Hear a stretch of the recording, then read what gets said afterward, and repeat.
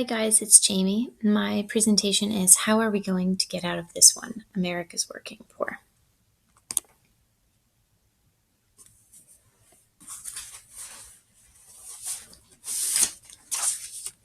Henry and Jennifer have been married for 8 years. Jennifer worked as a case manager, making a decent living until her first child was born and she decided to become a stay-at-home mom because the cost of daycare was just too expensive. Henry has had a few different jobs over the years in retail management, and because of the recent recession has lost his job because the company that he worked for made major cutbacks, and the store that he worked at closed. This happened right before their second child was born. After months of putting in resumes and applications all over, thankfully Henry was able to find a part-time position. The couple has to rely on Medicaid for insurance for their children, but they have to go without. After Henry's severance pay and unemployment benefits ended, and what little they had in savings depleted, the couple now has to rely on SNAP benefits in order to be able to feed their family. It's a constant struggle, and the couple often argues about where the money will come from to keep their family afloat. They feel blessed to be able to still live in their home, but wonder for how long. The young couple is sitting at their kitchen table trying to pay their monthly bills and work on their budget.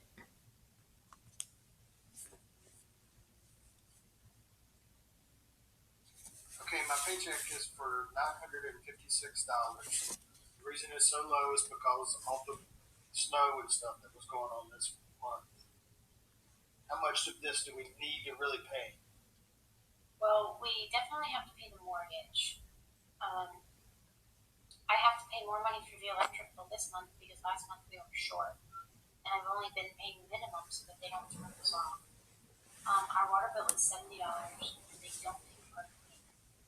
The car insurance due, if we don't pay the whole amount, they'll cancel it and then we'll get it with a fee from the DMV, which we cannot afford. That doesn't leave any wiggle room for anything, diapers, anything like that. We'll have to just figure out where we can get some extra money for gas this month. I guess I could see if I could ride with Jimmy to work, but he's going to ask for some money. Even if you tell him we don't really have it? Well, I don't want to really tell him that. It's none of his business. Yeah, I know what you mean. Karen asked me the other day if I wanted to bring the kids to the water park, the indoor water park. And I just hated having to tell her that we couldn't go. I just made something up as to why we couldn't go. But I didn't want to tell her that the reason was that we just didn't have any money. And I thank goodness the kids didn't hear because I didn't want them to hear and get excited over nothing. I just hate so much that we can't do things with them. It makes me feel like such a failure as a parent. Last week at school, I had a fundraiser and I felt so terrible. I could not even purchase something for my own kid. She was the only one in her class that could sell it.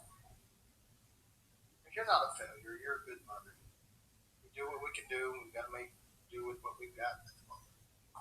I know. I just hate feeling like this. I mean, I'm so thankful for the food benefits, but every time I go to the grocery store, I pray that I don't run into somebody that I know. I feel like the cashier is secretly judging me, wondering why I can't buy my own groceries. I just wish that we can get out of this situation. It feels like a bad dream.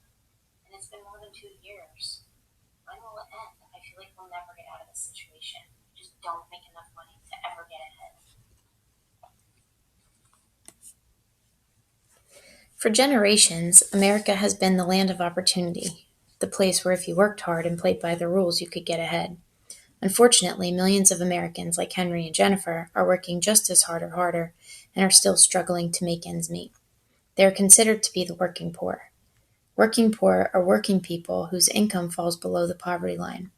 According to the Center for Poverty Research at the University of California, Davis, working poor are people who are spending 27 weeks or more in the labor force, either working or looking for work.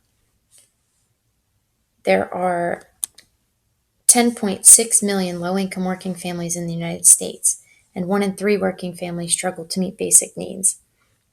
In 2007, the poverty rate was 2.5% for blacks, 21.5% for Hispanics, 10.2% for Asians, and 8.2% for whites, according to the Sound Off for Poverty website. Nobody who works hard in America should be poor, David Shipler says in his book The Working Poor: Invisible in America. This quote has also been tossed around by former President Bill Clinton during his administration when the Welfare Reform Act of 1996 was passed into law, also known as the Personal Responsibility and Work Opportunity Act. This would require those participants that were receiving welfare benefits to work in exchange for those time limited benefits. This would also help transition participants from welfare to work by offering increased funding for childcare and guaranteed medical coverage. Of course, one can not only rely on welfare alone, and so many who are considered working poor do not know that these benefits are available to them because they work. The labor market problems come, however, in finding a job in the current economy. The current unemployment rate in the United States as of May just this year, 2015, is 5.5% compared to 10% in October of 2010. Many people cannot find full-time employment, which full-time is considered working between 30 and 40 hours per week. Many of the working poor were working full-time, and because of company cutbacks, are now only working involuntary part-time, thinking that a part-time job is better than no job. Many are also working multiple part-time jobs that do not add up to a full-time salary, and many of the working poor are also struggling with low wages. As of today, the current U.S. minimum wage is $7.25 an hour. And here is a video for some of the faces of the working poor.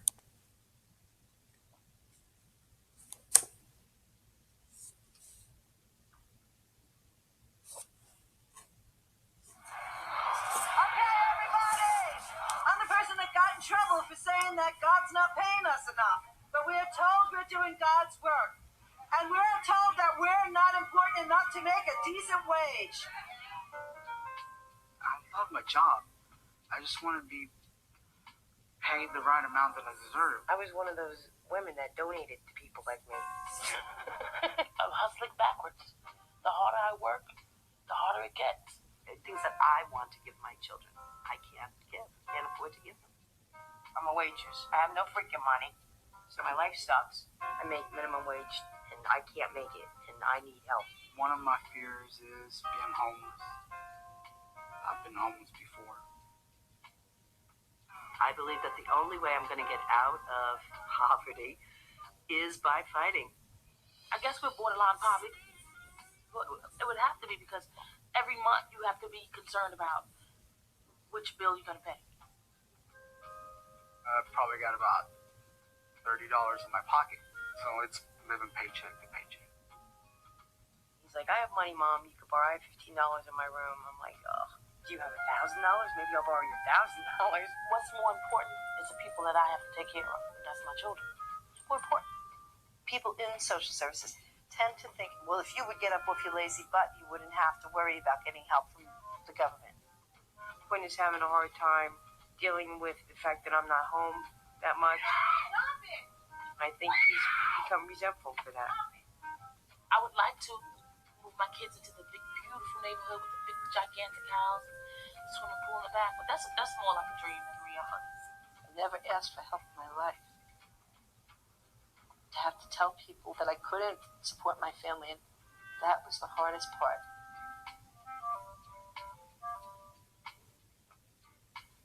I was brought up to believe that the American dream meant that you work hard and you're going to be successful. I've worked hard my whole life, and I'm still stuck. There's no American dream anymore.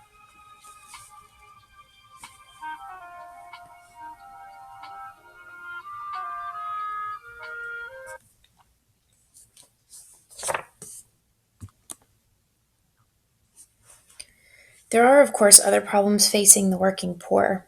The jobs that these people are finding are low-paying and unstable. The two industries that employ the majority of America's working poor are retail trade and the service industry, which is health aides, CNAs, cooks, cleaning services, barbers, hairdressers, etc. Many of these positions are not full-year employment. Take, for example, Martha. Martha is a bus driver for the school system. When school is out, Martha has to find another seasonal position to supplement her income from the bus route. These positions are limited, however, and many companies do not want to hire a middle-aged woman for the summer months when they can hire high school or college students and pay them less wages. Education or lack of also plays an important role in finding a higher paying job. Of all those in the labor force that were working 27 weeks per year or more, these with less than a high school diploma had a higher working poor rate, which was 21.2%, than those high school graduates with no college, which was 9.4%. So that's a pretty big jump. College graduates with an associate's degree made up 4.9%, while those with a bachelor's degree or higher had the lowest rates of 2.1%, which came from the Bureau of Labor Statistics. Many of the working poor suffer from health constraints. A recent study by Jay Zagorski from Ohio State University Center for Human Resource Research has found that 1/3 of the working poor have health limitations or other serious conditions that may limit their ability to rise out of poverty. These conditions may limit their ability to work. This also leads to another problem, which is inadequate health care. Many employers do not offer health benefits to their part-time employees. This limits doctor's visits and dental office visits. Procedures that could correct these health limitations are put on hold or not done at all because of lack of health care. Another problem facing the working poor is that they do not participate fully in government benefits. Although many of the working poor qualify for benefits, many do not receive them. 2/3 of those qualifying do not receive government benefits, and this is due in part to the fact that many do not realize that they qualify or what they qualify for. For example, single men and childless couples. Usually single men or couples that don't have kids think, well, we don't qualify, so we're not even going to apply because they're just going to deny us, when in fact there is money set aside for people like that.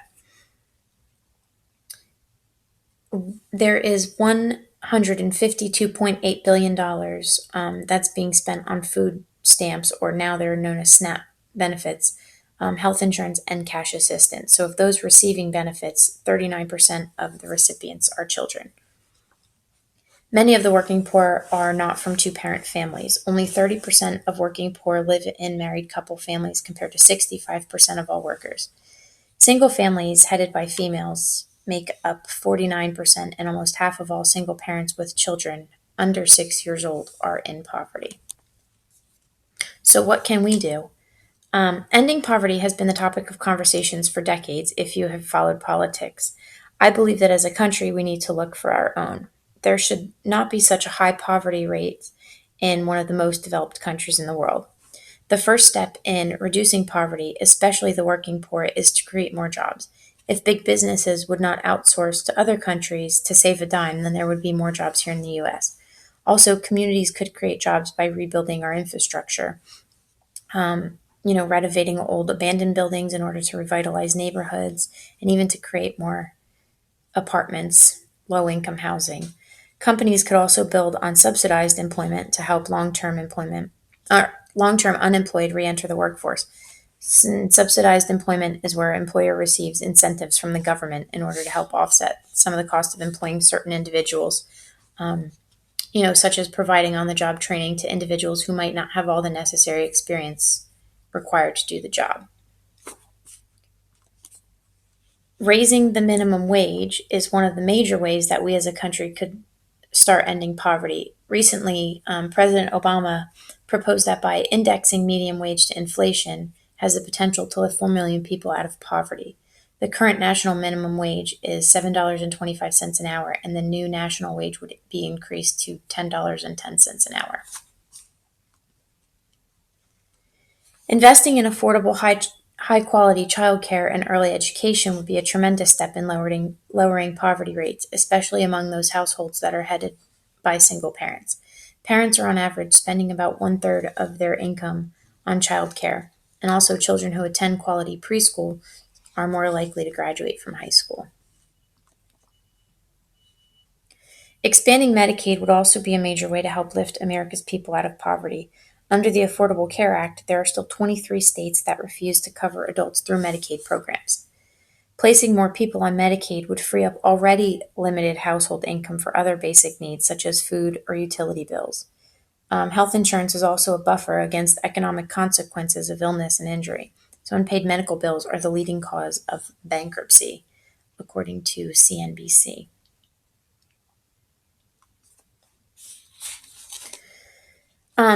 During middle adulthood, which is 30 to about 65, we start establishing our careers, settle down, and begin our own families, and develop a sense of being part of the bigger picture. As adults, we give back to society through raising productive children by being productive ourselves at work and in the community through our involvement in community activities and organizations. By failing to achieve these objectives, we become stagnant and feel unproductive. This can often lead to isolation and depression. Erik Erikson developed these theories of development based on the premise that the ego develops as it successfully resolves crises that are social in nature. And so these involve establishing a sense of trust in others, develop a sense of identity in society, and helping the next generation prepare for the future. The ego is the I of the self. It's the part of the psyche that experiences the outside world and it reacts to it. Erikson's middle adult stage, which is called generativity versus stagnation, is saying that career and work are the most important things in life at this stage, besides family, of course. This is the time that people take on more responsibility, such as houses and children, and they have greater sense of control in their lives. They're working to establish stability and generativity.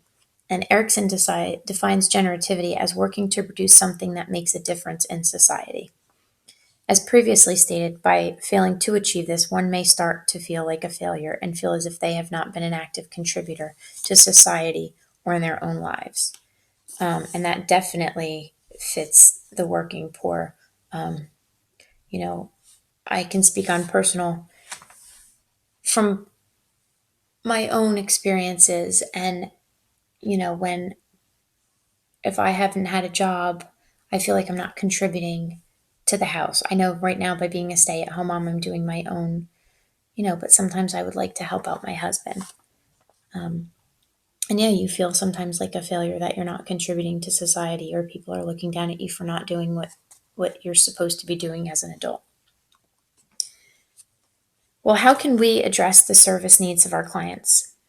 Well, as social workers, it is our job to help those individuals who are oppressed and do not have a voice loud enough to be heard. It's also our job to educate those individuals and teach them how to break the cycle of poverty. By providing our clients with assistance with concrete needs such as housing, clothing, food, healthcare, childcare, etc., we're helping them meet their basic needs. We can do this through social service agencies or community service agencies. Becoming an advocate for people who do not have their own voice or who do not have the capacity to be their own advocate is very important. We can speak up for these people when others do not listen to them.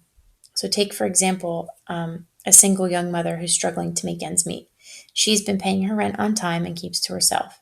She's working hard to give her daughter a better life, and she receives an eviction notice in the mail and tries to fight it. Because she is uneducated and young, the landlord doesn't even bat an eye at her complaints and does not listen to her. A social worker can be there to help her learn her rights as a tenant and can also give her support in confronting her landlord. On a much larger scale, social workers can also help develop social policies by bringing changes to previous policies and make them work for their clients. Social workers can also bring community education programs into areas that are impoverished.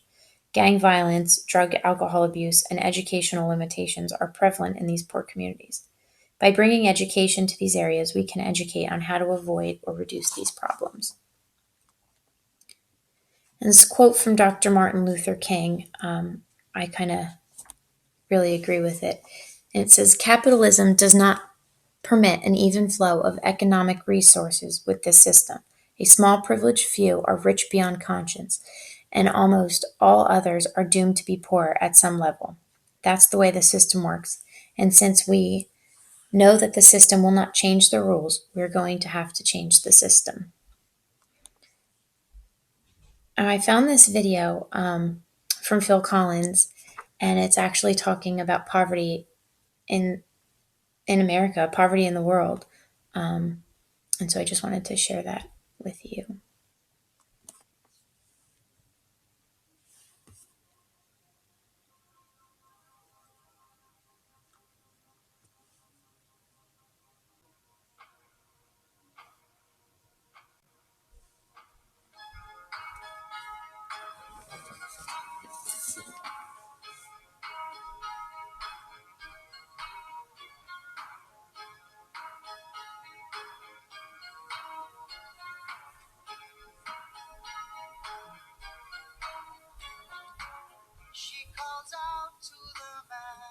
street. Sir, can you help me? It's cold and I'm nowhere to sleep. Is there somewhere you can tell me? He walks on, doesn't look back. He pretends he can't hear her. Starts to whistle as he crosses the street. Seems embarrassed to be there. Oh, think twice. 'Cause it's another day for you and me in paradise. Oh, think twice. 'Cause it's another day for you and me in paradise.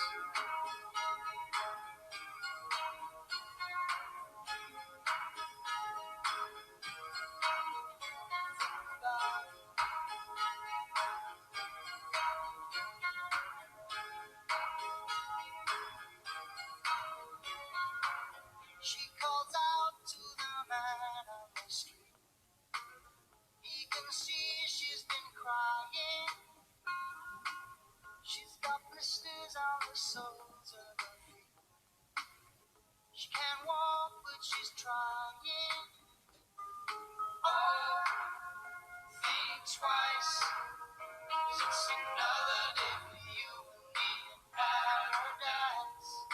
Oh, think twice.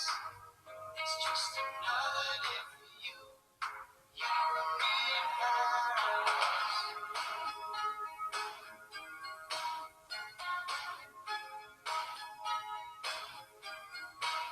Just think about it.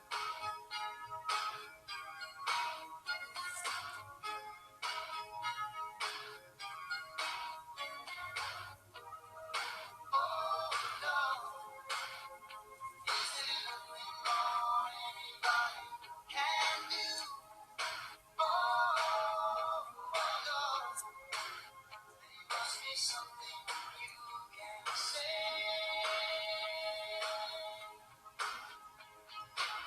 You can tell from the lines on her face.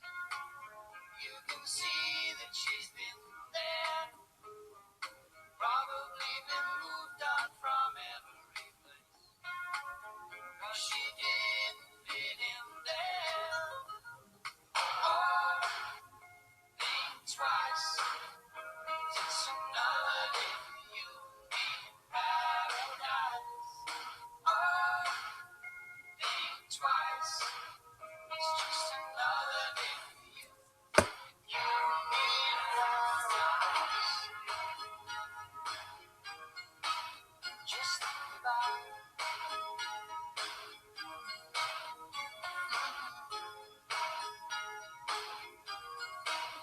Think about it.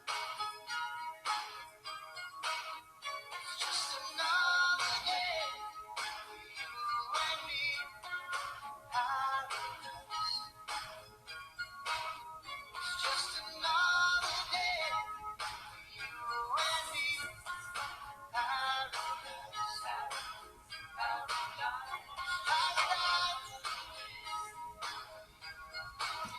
Just think about it. Paradise.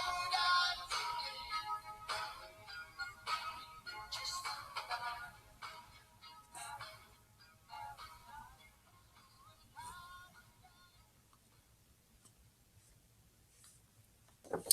America really needs to make sure we're aware of the poverty in this country.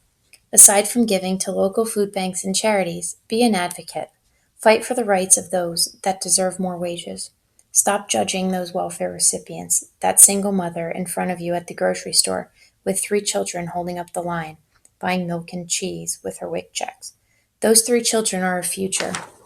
And if our own government won't fight for them, who will? Thank you.